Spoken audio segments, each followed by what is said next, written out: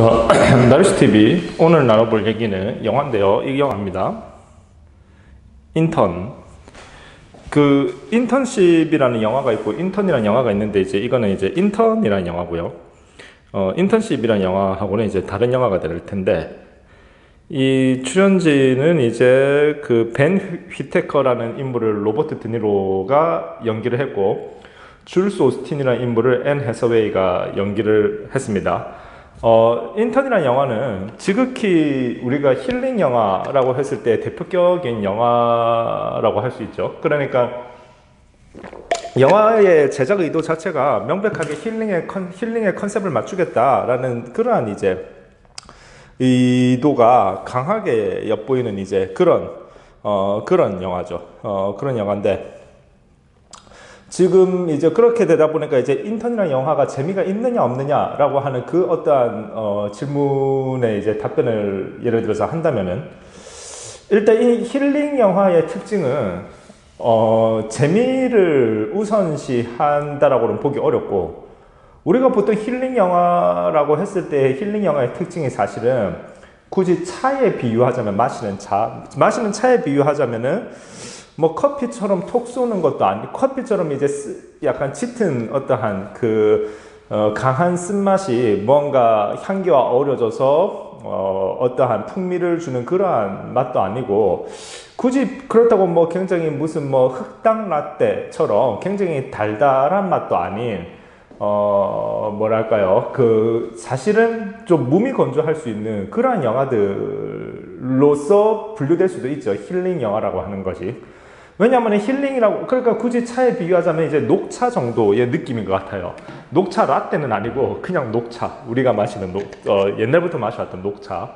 그러니까 지금 제가 마시는 물보다는 약간 녹차 향이 가미된 그러한 느낌?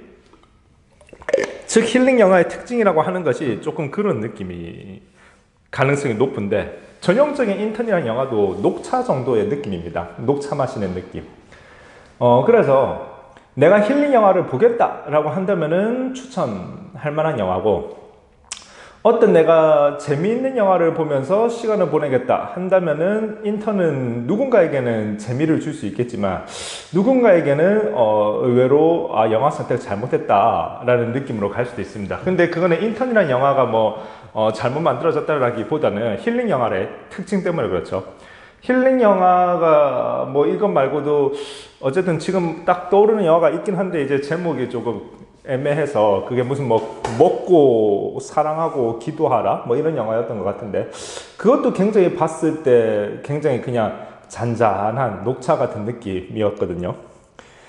인턴은 전형적인 그런 힐링 영화입니다. 근데 이제 힐링 영화의 특징이 또 그러다 보니까 감동이라는 것이 있기는 있는데 그 감동을 강하게 밀어붙이지는 않는다. 왜냐면 감동의 물결이 또 너무 세게 왔을 경우에는 그것도 뭔가 우리가 이야기하는 힐링 영화라는 특징에 있어서 좀 벗어나는 측면이 있지 않나 하는 개인적 생각이 있는데 그러니까 제가 가지고 있는 개인적 견해죠. 힐링 영화라고 분류되는 영화들을 보았을 때 지금 인턴 말고 아까 제가 얘기했던 먹고 사랑하고 기도하란가? 그것도 그렇게 그걸 봤을 때 엄청난 감동을 느끼고 이런 것도 아니었거든요. 그러니까 힐링 영화의 특징이 그런 거죠. 그 다음에 드라마가 세게 전개가 되지 않죠. 무엇보다 힐링 영화는 보는 사람으로 하여금 머리를 많이 쓰게 만들면 이게 힐링이 아니거든요. 직접 어떤 뇌의 자극을 자꾸 주게 되면은 그거는 어떤 재미있는 영화이거나 혹은 공포 영화이거나 그런 류의 영화가 될 것이지 힐링 영화가 너무 뇌에 자극을 많이 줘서는 안 되잖아요. 그러면 힐링이라는 느낌이 안 드니까 그렇게 되다 보니까 이 인턴이라는 영화도 뇌에 자극을 많이 안 주는 스토리로 이제 잔잔하게 전개가 돼요. 사실은 이제 남편 불륜이라고 하는 임팩트 있는 이슈가 들어갈 수 있는데 그거는 사실 우리가 막장 드라마나 이런 식으로 갈 수도 있지만 예를 들면 옛날에 했을 때 무슨 사랑과 전쟁 드라마처럼 그렇게 갈 수도 있지만 사랑과 전쟁은 힐링 영화가 아니잖아요. 힐링 영화인데 남편의 불륜 이것이 이슈로 들어가는 상황을 그러니까 힐링 영화에서 남편의 불륜을 다루기가 어렵죠. 근데 인턴이라는 영화에서는 그것을 다뤄주고 있어요. 그 말인즉슨 뭐냐? 그 문제마저도 굉장히 잔잔하게 해결된다. 뭔 말이냐면 인턴이라는 영화가 힐링 영화가 되다 보니까 전반적으로 등장인물들이 굉장히 착해요. 선하고 순하고 다 그렇게 되다 보니까 왜냐하면은 누군가 음모론자가 있고 음모를 꾸미고 어떠한 플롯을 만들어서 그것을 관철시키면서 어떠한 상대방을 속임으로써 즐거움을 느끼는 어떠한 권모술수가가 있다라고 하면 힐링은 완전히 무너져 버리잖아요. 그러니까 전반적으로 착하면서 어딘가 모르게 전반적으로 사람들이 좀 약간 모자란 구석이 있는 듯한 느낌을 준다. 아시다시피 우리가 힐링을 느낄 때 우리가 위로를 느끼는데 그 위로를 느끼려면 마치 현실에 있을 법한 영화 속 인물이 약간 모자라야 내가 조금 더 내가 쟤보다 낫네 이러면서 좀 위로가 느껴지는 부분도 있잖아요. 근데 사실 현실에서는 그런 약간 과도한 순진한 사람은 존재하지 않죠. 어찌되었건 인턴은 대표적인 이제 힐링 영화고 로버트 드니로가 맡은 벤 휘테커 그러니까 벤이라는 인물이 이 줄스라는 이 여자 이제 그 옷가게를 창업한 창업주인데 이제 뭐 오너라고도 할 수 있고 이제 사장급이 되겠죠. 그런데 그 사람의 어떤 인턴이 됨으로써 이 벤이라는 벤 휘테커가 줄스 오스틴의 어떠한 문제들을 정말 지혜롭게 해결해주는 그러한 식의 이제 흐름을 가져가게 됩니다. 근데 아까 말씀드렸듯이 이게 힐링 영화가 되다 보니까 사실 줄스 오스틴, 앤 해서웨이가 연기한 줄스 오스틴이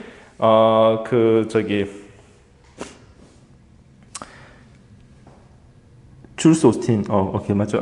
앤 해서웨이가 연기한 줄스 오스틴이 맞닥뜨리는 문제라고 하는 것이 그렇게 심각하지 않거나 혹은 심각하다고 해도 심각하게 부각이 되지 않기 때문에 이 어떤 이 인턴으로 들어온 벤 휘테커가 해결하기가 굉장히 전반적으로 무난해요. 굉장히 전반적으로 무난하고 뭐 굳이 한 가지 뭐 조금 이제 스릴 넘치는 장면이 굳이 있었다라고 한다면은 이제 줄스 오스틴의 엄마의 집에 뭔가 몰래 들어가서 노트북을 가져와야 되는 상황이 있었는데 그 부분이 이제 굳이 박진감이 있었다면 있다라고 볼 수 있는데 사실 그것도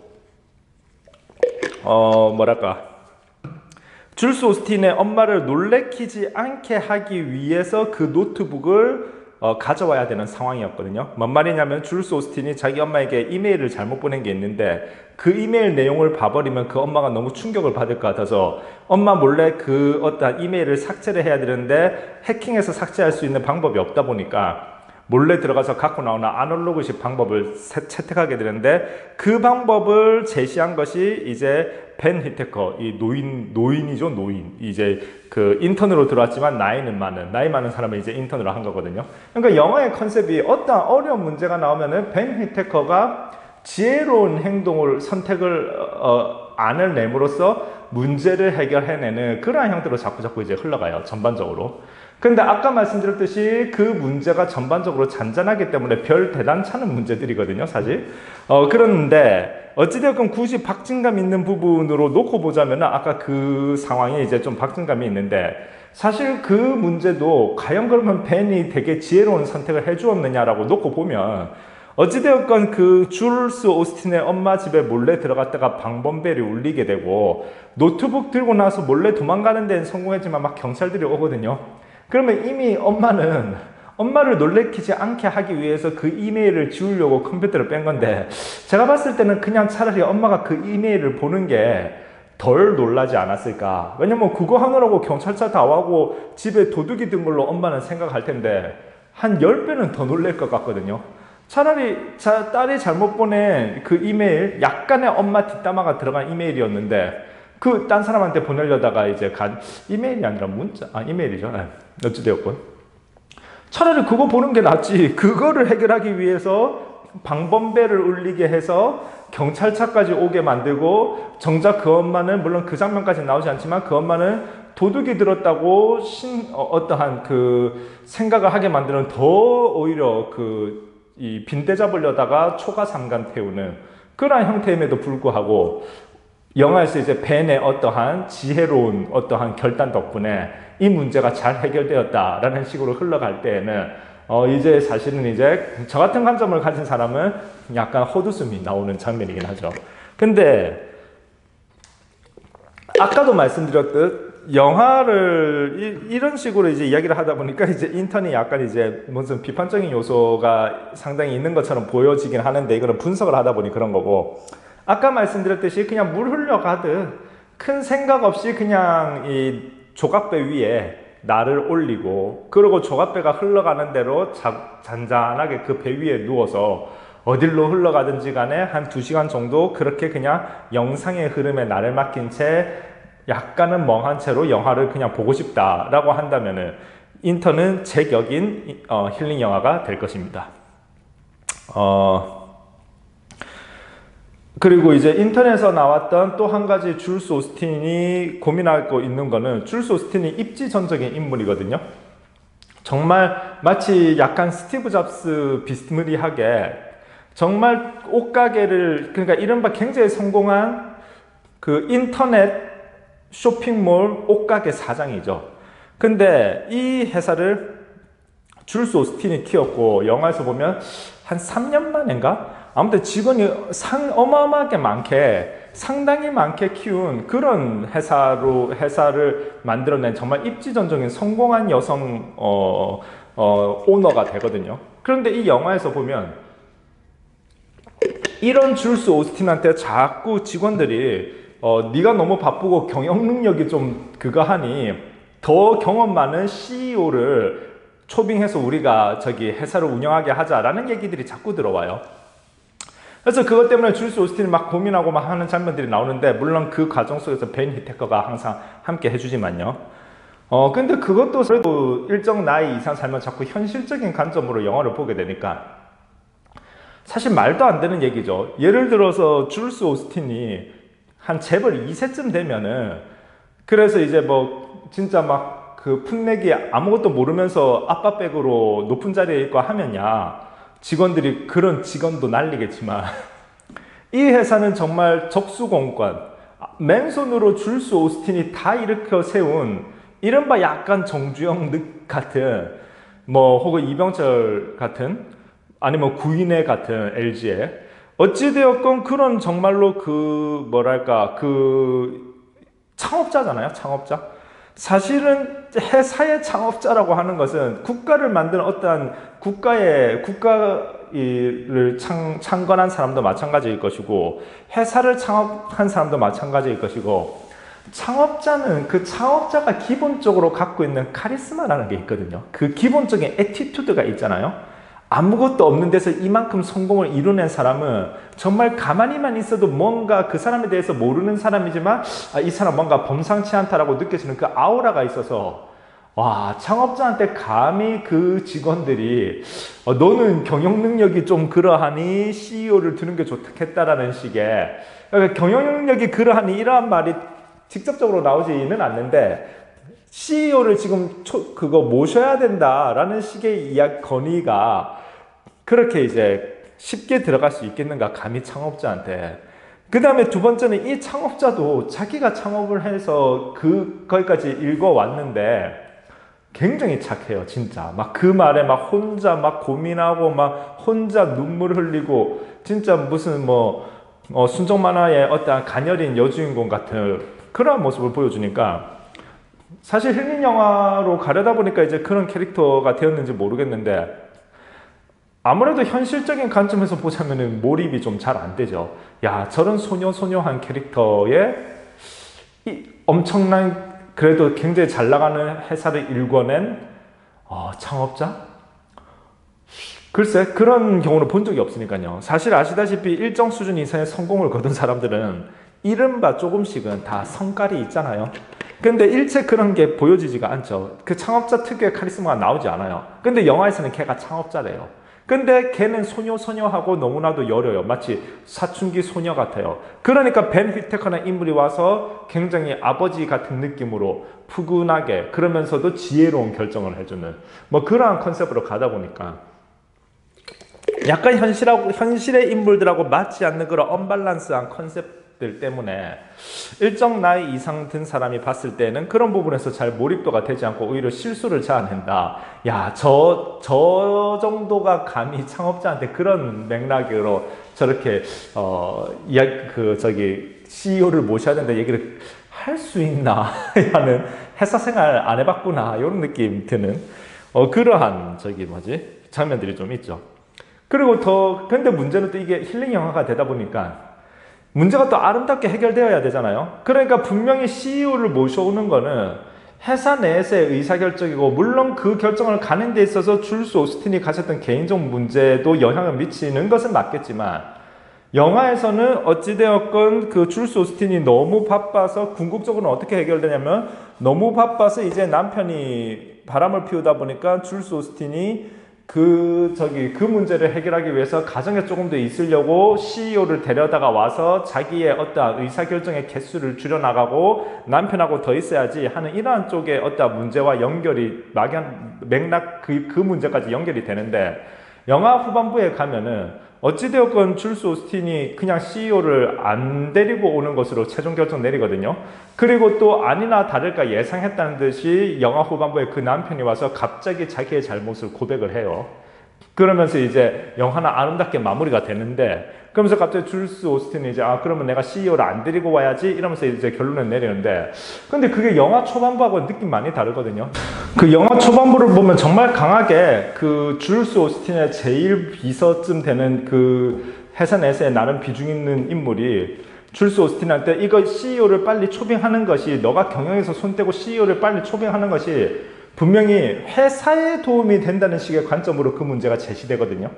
그러면 줄스 오스틴, 그리고 거기에서 줄스 오스틴은 아까도 얘기했듯이 너무나도 소녀소녀하게 그 말에 혼자서 막 상처받아서 눈물 흘리면서 고민하고, 감히 저는 그 직원이 줄스 오스틴 상관이라도 되는 줄 알았어요, 보다가. 그러니까 그랬던 그녀가, 그러니까 영화에서 보면 지금 줄스 오스틴은 누군가를 선택을 안 하는 방법은 도저히 없고 할 수밖에 없는 어떤 회사 내부에서의 여론에 굉장히 코너에 몰려있구나 이런 식으로 해석을 했는데, 갑자기 영화 말미에 가서는 그 남편이 너가 행복했으면 좋겠다 줄스 이러면서, 내가 바람 피웠던 거 미안해 이러면서, 네가 회사에 시간을 많이 들여도 나는 집에서 바람 피우지 않을게 얘 맥락으로 가면서, 마치 이제 줄스 오스틴이 그렇다면 너가 나를 이해해 준다면 나는 CEO를 채용하지 않겠어 이렇게 이제 되어버리니까, 그러면 도대체 회사 내에서 그렇게 강하게 CEO를 이제 모셔야 된다라고 주장했던 그 인물은 무엇이었을까? 이거는 분명히 그 인물은 줄스 오스틴의 가정 프라에 대해서는 전혀 모르잖아요. 전적으로 회사를 위해서 CEO가 필요하다는 식으로 분명히 제시가 되었다가, 그 문제가 갑자기 해결책가 엉뚱한 데서 남편이 이제 나 바람 피운 거 미안해 바람 피우지 않을게 이러니까, 나 이제 남편 신경 안 쓰고 다시 회사 일에만 매진해도 되겠구나, CEO 안 뽑아야지 이러고 CEO 안 뽑는 걸로 끝나버리거든요. 그러면은 회사 내에서 CEO를 반드시 뽑아야 된다라고 주장했던 그 주장은 무엇이며, 그러면 그 문제는 어떻게 해결할 것인가? 그러니까 현실은 사실 이렇게 단순하게 흘러가지 않죠. 그리고 바람을 피운 남편이 그렇게 순수하게 와서 잘못을 자기 스스로 고백하면서 앞으로 안 그럴게라고 개과천선하는 경우도 현실에서는 존재하지 않으니까. 그러니까 아까 근데 인터넷 제가 이렇게 얘기하다 보니까 굉장히 너무 만들어진 영화처럼 느껴질 수도 있는데, 그건 아니고, 아까 말씀드렸듯이 이제 힐링 영화의 대표격인데, 사실 힐링이라고 하는 것이 가끔 살면서 필요하긴 해요. 필요하긴 한데, 역시 힐링이라고 하는 것은, 힐링이나 위로라고 하는 것은 하나도 현실적이지 못하다. 그래서 현실 문제를 해결해 주는 것은 아니고 잠시 현실을 잊게 해주는 약간 그런 역할.